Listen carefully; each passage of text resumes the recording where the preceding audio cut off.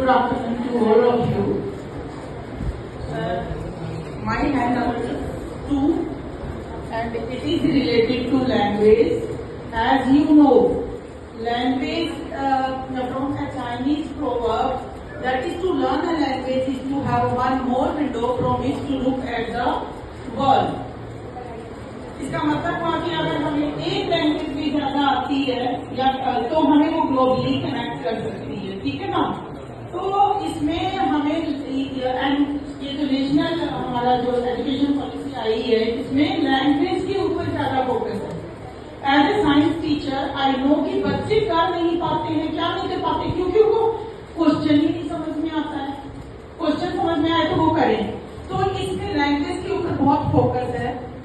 इसमें क्या है कि बच्चा सबसे ज्यादा अच्छा समझता है वी टीच और we facilitate the things in his common language और हर कॉमन लैंग्वेज।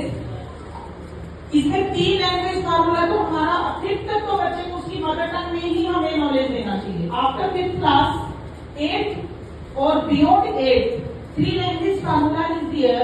समझ लीजिए बच्चे की मदर टंग जो है वो हिंदी है, ये हमारी जो लैंग्वेज है नेशनल लैंग्वेज हिंदी है, मदर टंग उसकी तेलुगु है, वो तेलुगु में अगर पढ़ता है तो वो अच्छा एक्सप्रेस कर पाएगा और ग्लोबली 3rd लैंग्वेज वो इंग्लिश सीख सकता है। इसमें हमारा मल्टी लैंग्वेज पर भी फोकस किया गया है कि multi language what is it, to know 3 or more than 3 languages. इसमें क्या है कि इसमें क्या है, ये जो हमारी नेशनल एजुकेशन पॉलिसी है 2020, इसमें पावर ऑफ लैंग्वेज भी बताया है। तो देखिए एम्प्लीफाई नेशनल इंटीग्रेशन, इसमें एक भावना ये छुपी होती है कि नेशनल इंटीग्रेशन को ये क्या करती है, प्रमोट करती है। ये जो नेशनल एजुकेशन पॉलिसी है इसमें बताया है कि बच्चे को 2 या 3 सेंटेंसेस हर लैंग्वेज के आनी चाहिए, क्योंकि हमारा नेक्स्ट नेबर जो होता है वो हो सकता है केरला से हो, उसे मलयालम आती हो, तो अगर हमें वो लैंग्वेज आएगी उसकी हम 2 या 3 सेंटेंस बोल सकते हैं तो हमें उसकी फोनेटिक्स आएगी। तो ये नेशनल इंटीग्रेशन को इंक्रीज करता है।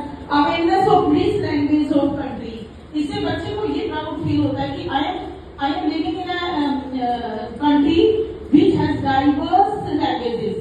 एक लैंग्वेज नहीं है, अंग्रेज है उनके पास, इंग्लिश है, तो हमारे पास बहुत सारी language. Learn to speak and grasp the phonetics and script of Indian languages. ये भी वो जब 2 या 3 सेंटेंसेस बोलना सीखता है तो ही लर्न दीस थिंग्स।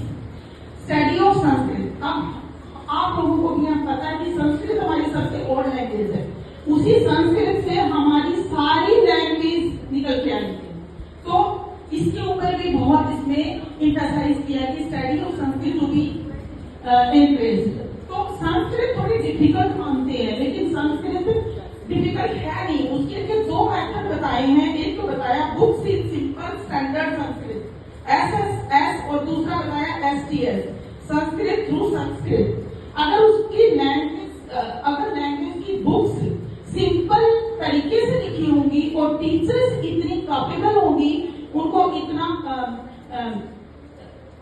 कैपेबल बनाया जाएगा एजुकेशन या उनकी वर्कशॉप करके कि वो लैंग्वेज को साइन लैंग्वेज से या किसी भी तरीके से उन्हें पढ़ा सकती हैं। अगर बच्चा विजुअली हैंडीकैप है या किसी तरीके से है तो उसे साइन लैंग्वेज से पढ़ाया जा सकता है, ठीक है। और ये art integrated visual performing art and experimental learning ये इसी में इंक्लूडेड है, ठीक है। और ये भी बताया है कि जब बच्चा 8 के बाद में जब जाता आगे 8 और बियॉन्ड 8 तो उसको एक ग्लोबल लैंग्वेज भी अगर वो पढ़ना चाहे तो उसे पढ़ाए और उसके साथ उसके फिर एडवांस में भी पढ़ाया जाए 12th तक, जिससे वो ग्लोबली कनेक्ट होगा। और ये मैथड्स इसमें हम स्टोरी टेलिंग ले सकते हैं, गेम्स ले सकते हैं, एक्ट्स ले सकते हैं, फिल्म थिएटर लोकल लिटरेचर ले सकते हैं, स्टोरी वगैरह के थ्रू हम इन्हें पढ़ा सकते हैं। ये साइन लैंग्वेज तो उनके लिए जो बच्चे देख नहीं पाते हैं। तो इंक्लूसिव एजुकेशन मतलब एजुकेशन नहीं सब। Thank you very much for hearing. And at the junior level in our school, we have started with the saying Namaskar.